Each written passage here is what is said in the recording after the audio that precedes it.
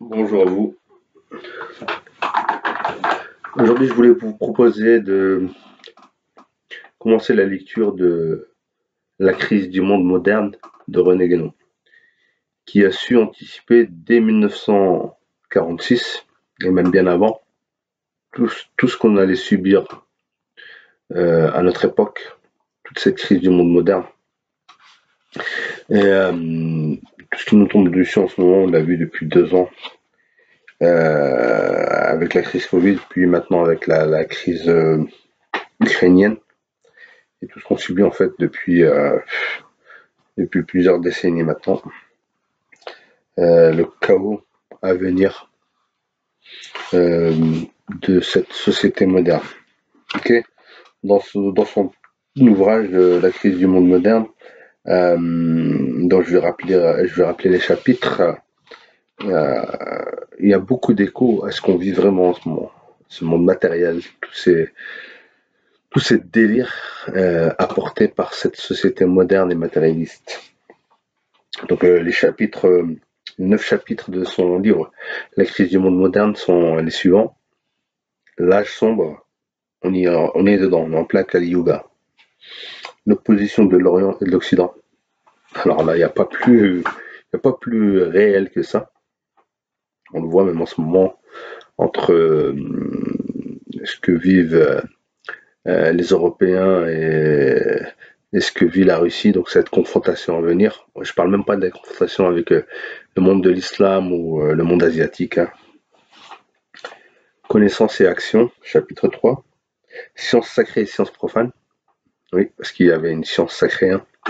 Et la science profane, maintenant, c'est elle qui a pris le pouvoir, qui nous a vraiment mis dans une position très critique ces 2 dernières années.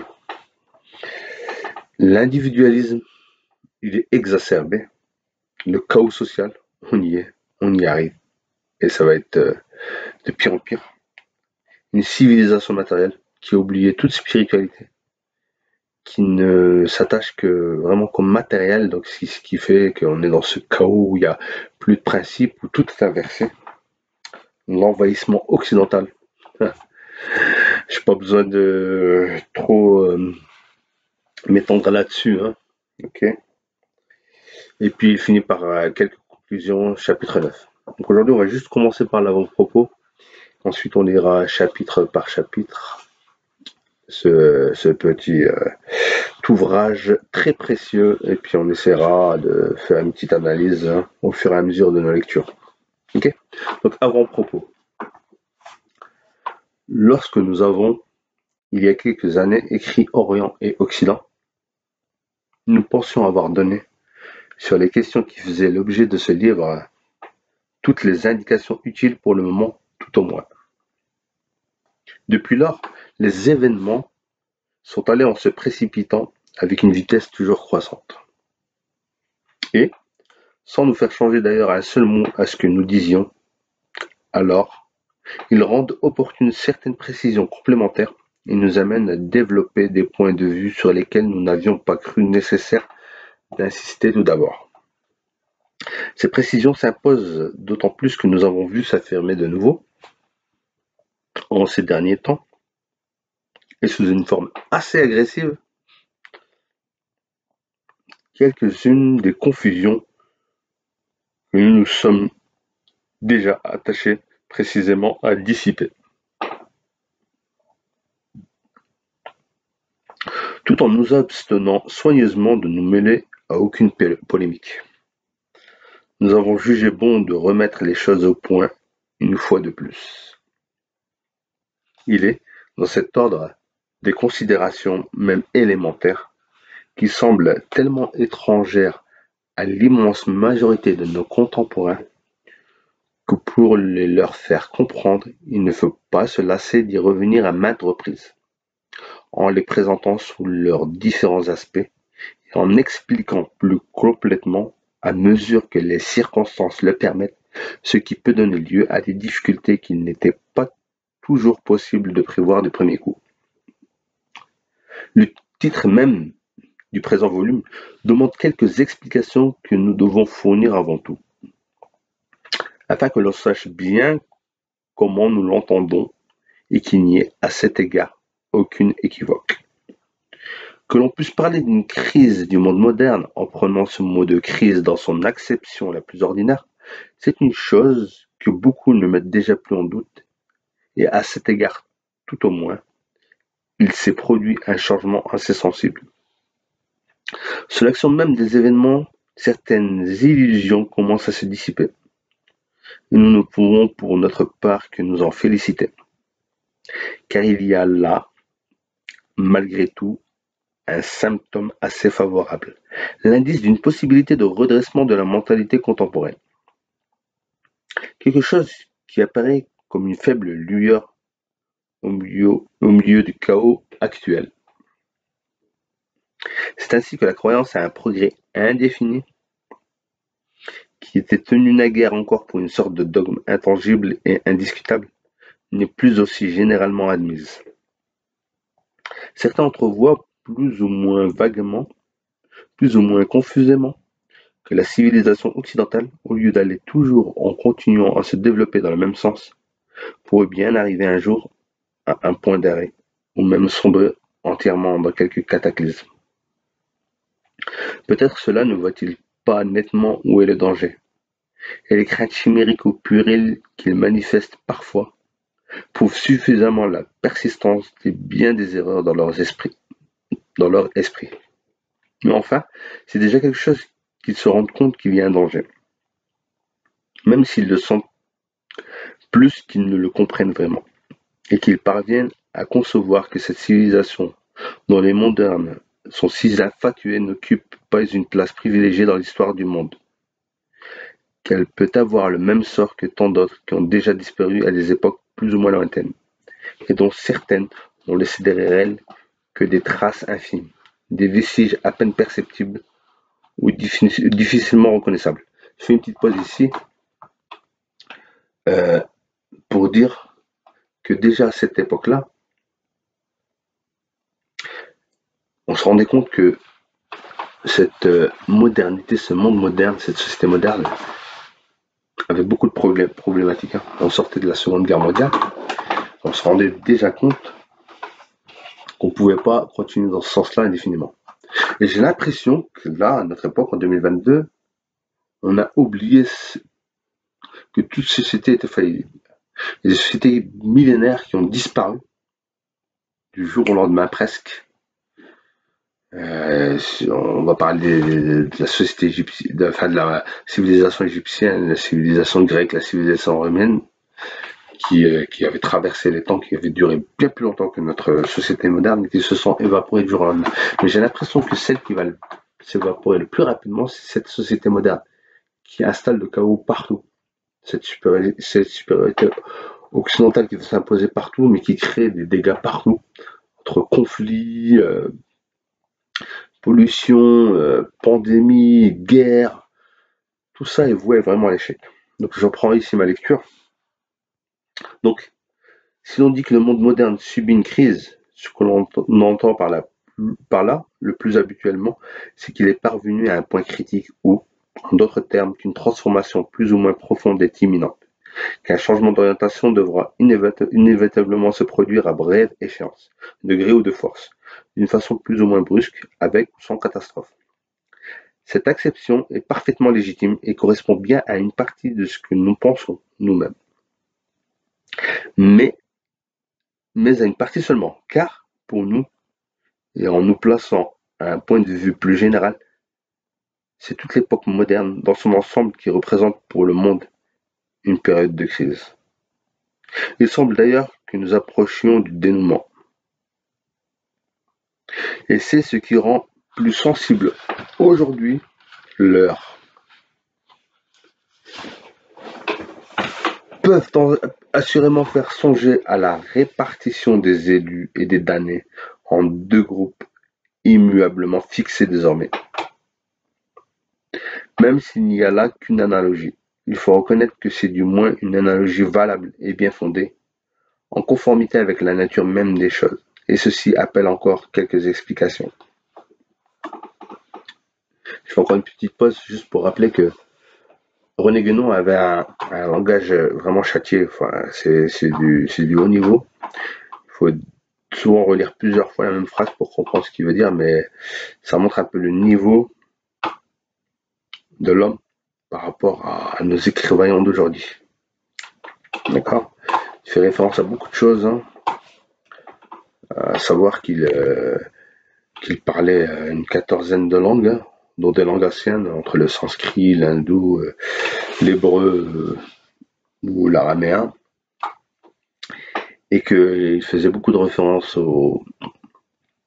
à l'héritage grec, latin, même égyptien, qu'il avait beaucoup fréquenté les différents types de spiritualité, donc quelqu'un de très instruit, qui a une analyse profonde de la crise justement que traverse la modernité. Donc je reprends ma lecture, toujours de l'avant-propos. Ce n'est certes pas par hasard que tant d'esprits sont aujourd'hui hantés par l'idée de la fin du monde. On peut le regretter à certains égards, car les extravagances auxquelles donne lieu cette idée mal comprise, les divagations messianiques qui en sont la conséquence en divers milieux, toutes ces manifestations issues du déséquilibre mental de notre époque ne font qu'aggraver encore ce même déséquilibre dans des proportions qui ne sont pas absolument négligeables. Mais enfin, il n'en est pas moins certain qu'il y a là un fait dont on ne peut se dispenser de tenir compte. L'attitude la plus commode, quand on constate des choses de ce genre, est assurément celle qui consiste à les écarter purement et simplement sans plus d'examen, à les traiter comme des erreurs ou des rêveries sans importance. Nous pensons pourtant que, même si ce sont en effet des erreurs, il vaut mieux, tout en les dénonçant comme telles, rechercher les raisons qui les ont provoquées, et la part de vérité plus ou moins déformée qui peut s'y trouver contenue malgré tout. Car, l'erreur n'ayant en somme qu'un mode d'existence purement négatif, l'erreur absolue ne peut se rencontrer nulle part et n'est qu'un mot vide de sens. Si l'on considère les choses de cette façon, on s'aperçoit sans peine que cette préoccupation de la fin du monde est étroitement liée à l'état de malaise général dans lequel nous vivons présentement, le pressentiment obscur de quelque chose qui est effectivement près de finir, agissant sans contrôle sur certaines imaginations. Il produit tout naturellement des représentations désordonnées, et le plus souvent grossièrement matérialisées, qui à leur tour se traduisent extérieurement par les extravagances auxquelles nous venons de faire allusion. Cette explication n'est d'ailleurs pas une excuse en faveur de celle-ci, ou du moins, si l'on peut excuser ceux qui tombent involontairement dans l'erreur, parce qu'ils y sont prédisposés par un état mental dont ils ne sont pas responsables, ce ne saurait jamais être une raison pour excuser l'erreur elle-même. Du reste, en ce qui nous concerne, on ne pourra sûrement pas nous reprocher une indulgence excessive à l'égard des manifestations pseudo-religieuses, entre guillemets, du monde contemporain, non plus que de toutes les erreurs modernes en général. Nous savons même que certains seraient plutôt tentés de nous faire le reproche contraire. Et peut-être ce que nous disons ici leur fera-t-il mieux comprendre comment nous envisageons ces choses, nous efforçant de nous placer toujours au seul point de vue qui nous importe, celui de la vérité impartiale et désintéressée. Ce n'est pas tout. Une explication simplement psychologique de l'idée de la fin du monde et de ses manifestations actuelles, si juste qu'elle soit dans son ordre, ne serait passée à nos yeux pour pleinement suffisante. S'en tenir là, ce serait se laisser influencer par une de ces illusions modernes contre lesquelles nous nous élevons précisément en toute occasion. Certains, disions-nous, sentent confusément la fin imminente de quelque chose dont ils ne peuvent définir exactement la nature et la portée. Il faut admettre qu'ils ont là une perception très réelle, quoique vague, et sujette à de fausses interprétations ou à des déformations imaginatives, puisque, quelle que soit cette fin, la crise qui doit forcément y aboutir est assez apparente, et qu'une multitude de signes non équivoques et faciles à constater conduisent tous d'une façon concordante à la même conclusion. Cette fin n'est sans doute pas la fin du monde, au sens total où certains veulent l'entendre, mais elle est tout au moins la fin d'un monde. Et si ce qui doit finir est la civilisation occidentale sous sa forme actuelle, il est compréhensible que ceux qui se sont habitués à ne rien voir en dehors d'elle, à la considérer comme la civilisation sans épithète, croient facilement que tout finira avec elle et que si elle vient disparaître, ce sera véritablement la fin du monde. Donc là, il fait une distinction entre la fin du monde, qui voudrait dire un cataclysme total, plus de monde, plus de civilisation, plus d'êtres humains, à la fin d'un monde. Et donc la fin du monde occidental et moderne. Donc pour ceux qui n'envisagent que ce monde-là, c'est vrai que c'est un désastre total. Ok? Entre parenthèses. Mais ceux qui aspirent à un monde meilleur, ça ne peuvent accueillir ça que comme une bonne nouvelle. Ok, il y aura des dégâts, comme on le voit en ce moment. Mais derrière, comme on dit, après la pluie, le bon temps. Et c'est ce qu'est en train d'analyser René Guénon. C'est la fin d'un monde. Et j'ai envie de dire le pire monde que cette planète ait pu rencontrer. Et il le dira plus tard. Je reprends ma lecture. Nous dirons donc, pour ramener les choses à leur juste proportion, qu'il semble bien que nous approchions réellement de la fin d'un monde, c'est-à-dire de la fin d'une époque ou d'un cycle historique, qui peut d'ailleurs être une correspondance avec un cycle cosmique, suivant ce qu'enseignent à cet égard toutes les doctrines traditionnelles. Il y a déjà eu, dans le passé, bien des événements de ce genre, et sans doute y en aura-t-il encore d'autres dans l'avenir. Événements d'importance inégale du reste, selon qu'ils terminent des périodes plus ou moins étendues et qu'ils concernent soit tout l'ensemble de l'humanité terrestre, soit seulement l'une ou l'autre de ses portions, une race ou un peuple déterminé. Il est à supposer dans l'état présent du monde que le changement qui interviendra aura une portée très générale et que, quelle que soit la forme qu'il revêtira, et que nous n'entendons point chercher à définir, il affectera plus ou moins la Terre tout entière. En tout cas, les lois qui régissent de tels événements sont applicables analogiquement à tous les degrés. Aussi, ce qui est dit de la fin du monde, en un sens aussi complet qu'il est possible de la concevoir, et qui d'ailleurs ne se rapporte d'ordinaire qu'au monde terrestre, est-il encore vrai, toute proportion gardée, lorsqu'il s'agit simplement de la fin d'un monde quelconque, entendu en un sens beaucoup plus restreint. Là, je refais une petite parenthèse. Donc, il se réfère aux traditions, tout ce qui est doctrine traditionnelle, hein, à travers les temps, soit chez les hindous, chez les hébreux, chez les chrétiens, chez les musulmans, chez les grecs, chez les égyptiens, pour nous dire qu'il y a des cycles en fait, qu'il y a des cycles, et que là on est à la fin d'un cycle. Et là c'est un cycle qui va toucher l'humanité dans son entièreté. Et finalement, pour moi, c'est une bonne nouvelle. Ça veut dire que toutes ces injustices, ces faux mensonges, vous vous rendez compte qu'on est dans une inversion totale des réalités. Le bon est mauvais, le mauvais est bon, le bien est mal, le mal est bien. Ceux qui sont injustes, qui attaquent, qui tuent, qui pillent, qui polluent, accusent ceux qui n'ont rien d'être les criminels, d'être les terroristes, d'être tout ce que vous voulez. Il faut bien que ça se termine à un moment ou à un autre. Ok? On se rend bien compte que c'est pas tenable dans la durée. Donc et là, on arrive à la fin de ça. Et ça risque de se passer dans une violence totale. Mais après, ça sera un nouvel âge d'or, peut-être de l'humanité qui va se révéler. Espérons-le. En tout cas, moi j'y crois. Donc pour continuer un peu la lecture de cet avant-propos, René Guénon dit ces observations préliminaires aideront grandement à comprendre les considérations qui vont suivre. Nous avons déjà eu l'occasion dans d'autres ouvrages de faire assez souvent allusion aux lois cycliques. Il serait d'ailleurs peut-être difficile de faire de ces lois un exposé complet sous une forme aisément accessible aux esprits occidentaux. Mais du moins, est-il nécessaire d'avoir quelques données sur ce sujet si l'on veut se faire une idée vraie de ce qu'est l'époque actuelle et de ce qu'elle représente exactement dans l'ensemble de l'histoire du monde. C'est pourquoi nous commencerons par montrer que les caractères de cette époque sont bien réellement ceux que les doctrines traditionnelles ont indiqués de tout temps pour la période cyclique à laquelle elles correspondent. Et ce sera aussi montré que ce qui est anomalie et désordre à un certain point de vue est pourtant un élément nécessaire d'un ordre plus vaste, une conséquence inévitable des lois qui régissent le développement de toute manifestation. Du reste, disons-le tout de suite, ce n'est pas là une raison pour se contenter de subir passivement le trouble et l'obscurité qui semblent momentanément triompher.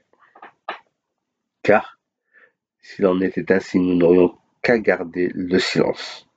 C'en est une, au contraire, pour travailler, autant que le peut, à préparer la sortie de cet âge sombre, dont bien des indices permettent déjà d'entrevoir la fin plus ou moins prochaine, sinon tout à fait imminente.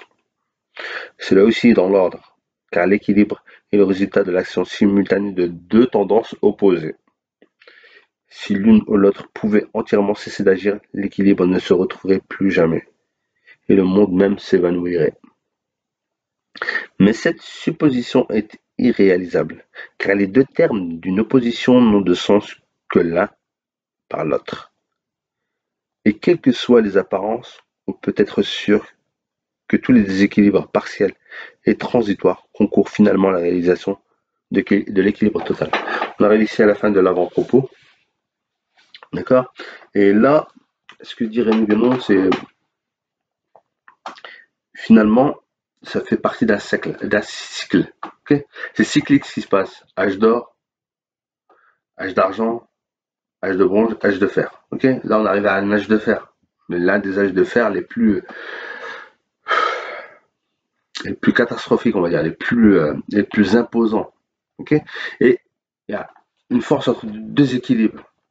Même si on est dans une société matérialiste, athéiste même, il ne faut pas se laisser berner. Parce qu'il y a deux forces qui se combattent, une force bénéfique et une force maléfique. Pendant un certain moment, les forces maléfiques prennent le dessus, dans une apparence de victoire, mais ensuite les forces bénéfiques les renversent et reprennent le dessus, et on recommence un cycle. D'accord? Donc, il ne faut pas désespérer, il faut garder espoir, il faut s'armer de patience et travailler, dénoncer, combattre, comme l'a fait René Guénon, comme le font encore certaines personnes à travers le monde, et faire confiance en la providence qui va renverser ce cycle de l'âge de fer, ce Kali Yuga, comme je disais en avant-propos, et remettre en place un âge d'or. Donc voilà, on continuera dans une prochaine vidéo la lecture de ces livres passionnants. On attaquera donc le premier chapitre qui parle justement de l'âge sombre. On est en plein dedans. Et je pense qu'on est vraiment là, 2022. On est vraiment à la fin des fins de ce cycle néfaste. Hein. Donc gardons espoir et demain sera meilleur. À bientôt.